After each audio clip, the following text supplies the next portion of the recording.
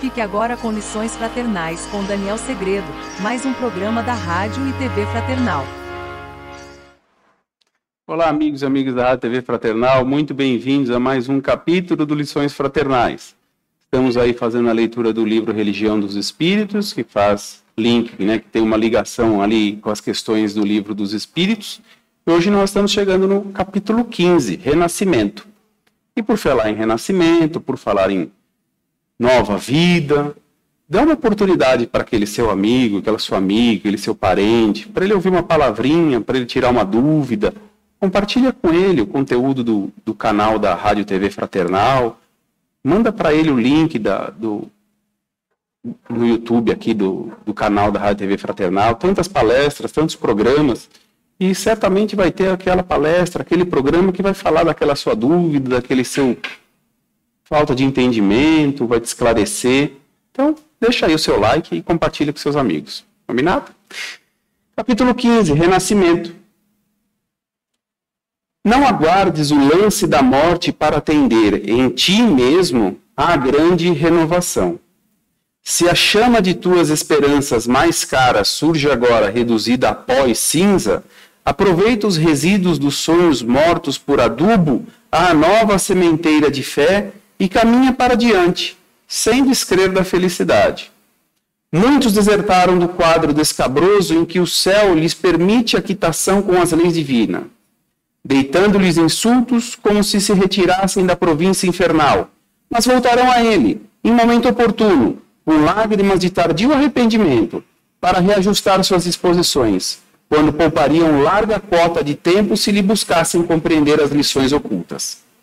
Outros muitos fogem de entes amados, reprochando-lhes a conduta e anatematizando-lhes, condenando-lhes a existência, qual se ausentassem de desapiedados verdugos.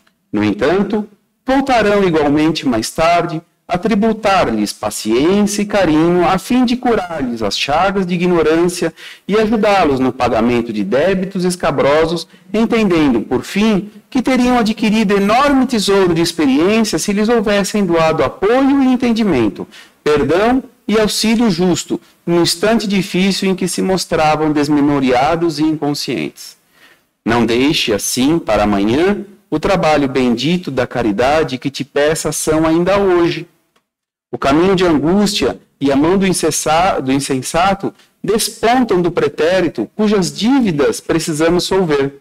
Desse modo, se te não é lícito possuir esse ou aquele patrimônio que te parece adequado à realização do mais alto ideal, faze da tela escura em que estagias a escola da própria sublimação e, se não podes receber, em determinada condição, a alma que amas no mundo, consagra-lhe mesmo assim o melhor de teu culto, estendendo-lhe a bondade silenciosa na bênção da simpatia.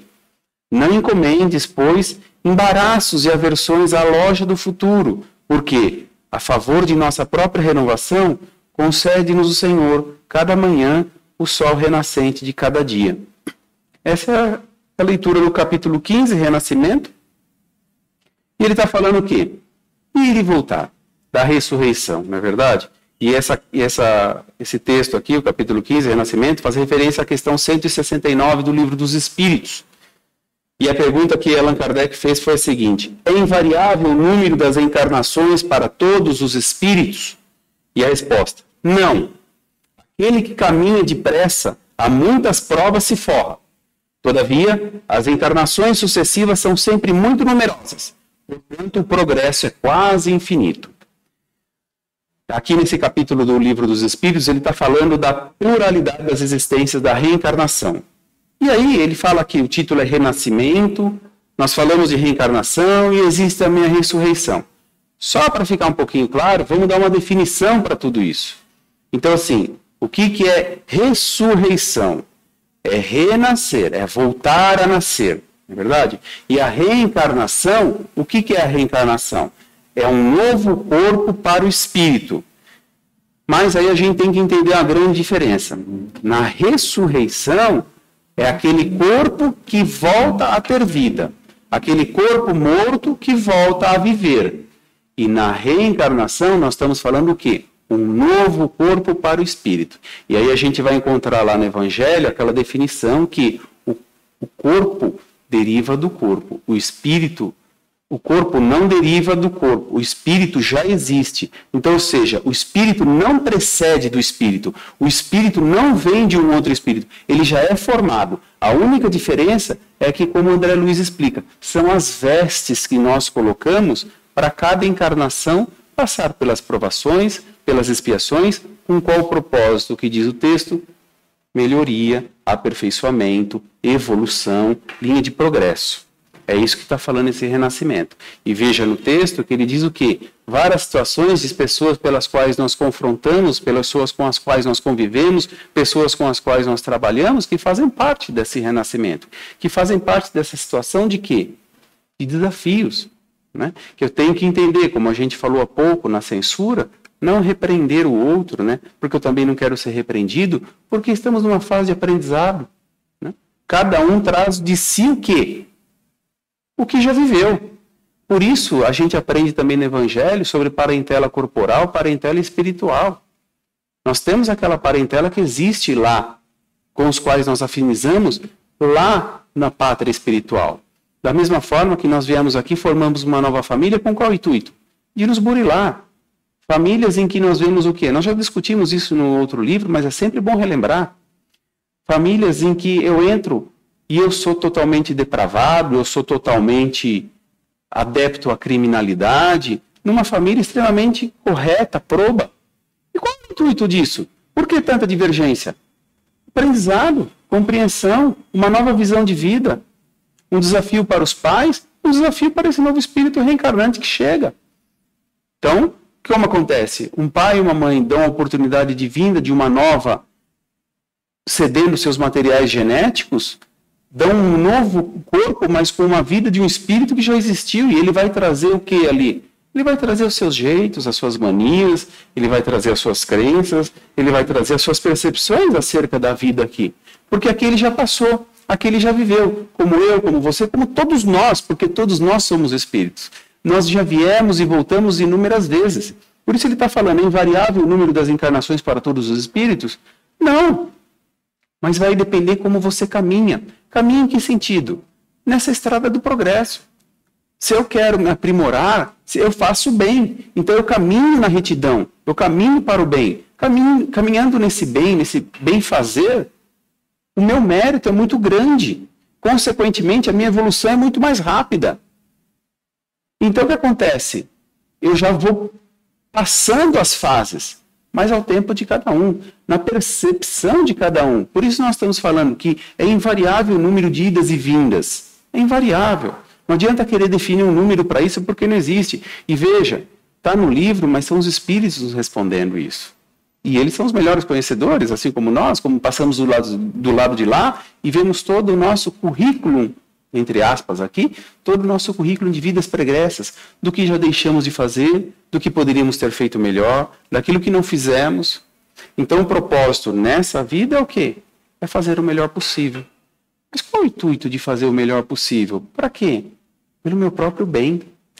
Mas aí não seria egoísmo? Não. O bem praticado me retribui automaticamente. O bem praticado me faz bem. É aquela velha história que a gente já também conversou aqui. O mal que me faz mal não é o mal que eu faço. O mal que me faz mal não é o mal que me fazem. O mal que me faz mal é o mal que eu pratico, aquele que eu exerço. Se eu fico praticando mal, eu não estou no caminho da evolução. Não adianta eu reclamar. Eu estou só plantando o quê? É aquela velha historinha. Se eu planto ventania, só vou colher tempestade. É lei da ação e reação. Aqui na ressurreição, na reencarnação, fica evidente. E falando por ressurreição, que eu não posso esquecer de falar, o que acontece? O corpo pode voltar a viver?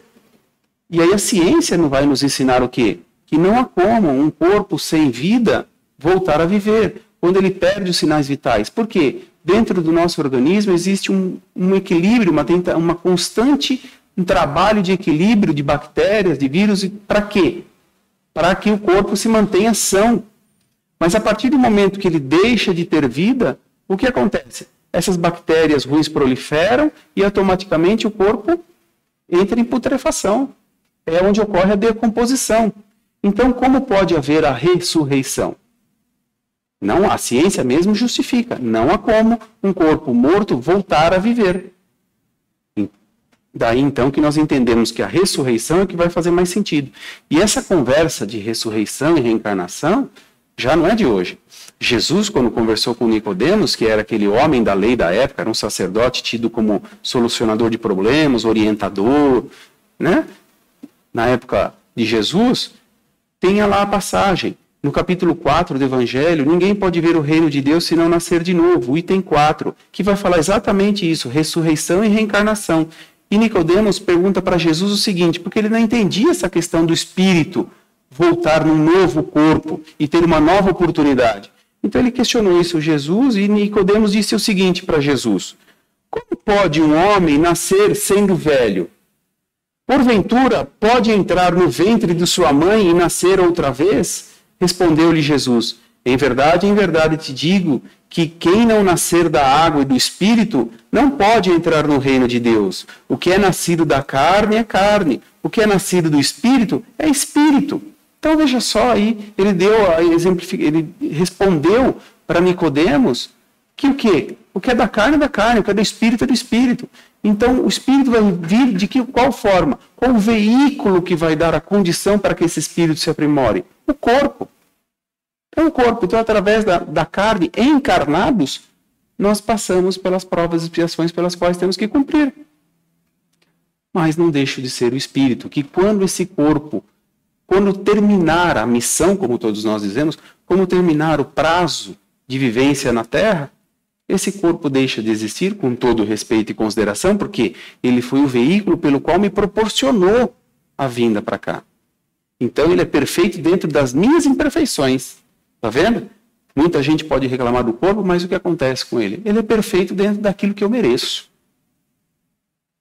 Somos errantes, temos os nossos vícios, mas o principal é caminhar. Então, a mensagem desse capítulo 15, Renascimento, é o quê? Aproveitar o melhor possível nesta reencarnação para o meu adiantamento e, consequentemente, adiantando muitas provas por aí. Faça sua reflexão sobre renascimento, sobre ressurreição, sobre reencarnação. Eu vou ficando por aqui, mas espero revê-lo no próximo programa. Até lá. Tchau.